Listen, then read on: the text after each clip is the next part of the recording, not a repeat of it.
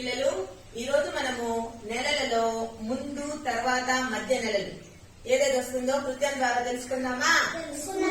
ఇక్కడ నెలల చక్రం ఉండాలి. నేను ఏ నెల అయితే చెప్తానో అక్కడ నిలబడాలి. ముందు అంటే ముందు జంప్ చేసి ఏ నెల వస్తుందో చెప్పాలి. సరేనా? ఫర్ ఎగ్జాంపుల్ జూన్, ఆగస్ట్, మధ్య నెల జూలై అని చెప్పాలి. సరేనా? అక్టోబర్, తర్వాత నెల ఆగస్ట్, ముందు నెల ఫిబ్రవరి, ఏప్రిల్,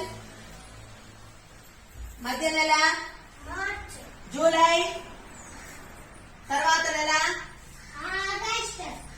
సెప్టెంబర్, నవంబర్,